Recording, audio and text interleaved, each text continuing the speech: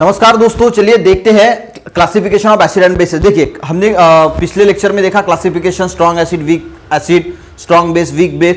आज देखेंगे guys classification हम बेसिसिटी ऑफ एसिड और एसिडिटी ऑफ बेसिस, इस हिसाब से भी हम कर सकते हैं। देखिए अगर वाटर है और वाटर में हमने एक मॉलिक्यूल एसिड का डाला, एक मॉलिक्यूल कितना डाला, सिर्फ एक मॉलिक्यूल डाला, तो वो कितने हाइड्रोजन देगा, या फिर बेस डाला तो वो कितने OH आयंस देगा, इससे डिपेंड होता है कि बेसिसिटी ऑफ एसिड कितनी रहेगी और एसिडिटी ऑफ बेसिस कितनी रहेंगी।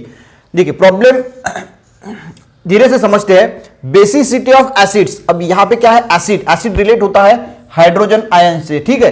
तो बेसिसिटी अब जब बोलते हैं तो उसका मीनिंग होता है the number of hydrogen ions, कितने हाइड्रोजन आयंस ऑब्टेनेबल, यानी कितने हाइड्रोजन आयंस हमें ऑब्टेन होंगे by dissociation of one molecule of an acid.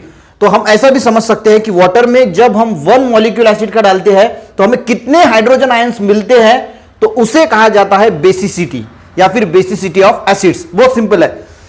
और एसिडिटी ऑफ बेस क्या होगा, the number of OH ions, base से कौन से आयंस रिलेट होते हैं, OH आयंस। तो number of OH ions obtainable by dissociation of one molecule of an base, तो कितने OH आयंस हमें ऑब्टेन होंगे जब वो डिसोसिएट होगा वन मॉलिक्यूल ऑफ बेस का।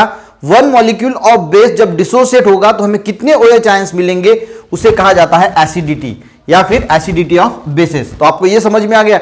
अगर हमने एक मॉलिक्यूल लिया, एक मॉलिक्यूल, तो वो कितने H पॉजिटिव आयंस में डिसोसिएट होगा तो उसको कहा जाएगा बेसिसिटी, और OH आयंस में कितने डिसोसिएट होगा अगर हमने बेस लिया तो उसे कहा जाएगा एसिडिटी ऑफ बेसिस। अब यहां पे आपको एक टेबल दिया है, तो ये तो सिंपल है, आपको समझ में आ गया होगा। यहां पे हम बात करते हैं वन मॉलिक्यूल अगर हम लेते हैं तो वो कितना डिसोसिएट होगा, उसे कहा जाता है बेसिसिटी, एसिडिटी।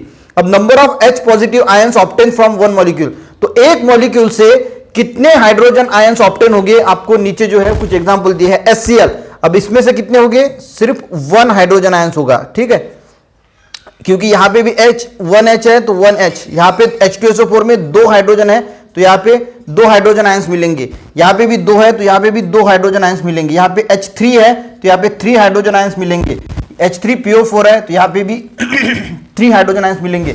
CH3CO में ये एक अलग है और ये हाइड्रोजन वाला है, यह वाला लास्ट वाला, तो एक हाइड्रोजन आयंस हमें मिलेगा।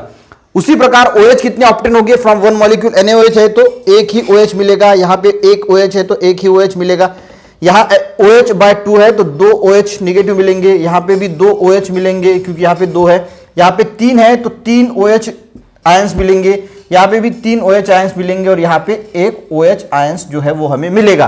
तो आपको basicity of acids and basicity of basis I think समझ में आ गया होगा कि जब कितने नंबर ऑफ आयंस, बेसिसिटी है तो हाइड्रोजन, एसिडिटी है तो OH आयंस हमें मिलेंगे, एक मॉलिक्यूल डिसोसिएट जब होगा तो कितने OH आयंस या H आयंस मिलेंगे, तो उसको बेसिसिटी या एसिडिटी जो है वो हम कहते हैं। आई थिंक समझ में आया होगा। मिलते हैं नेक्स्ट लेक्चर के साथ, तब तक के लिए जय हिंद।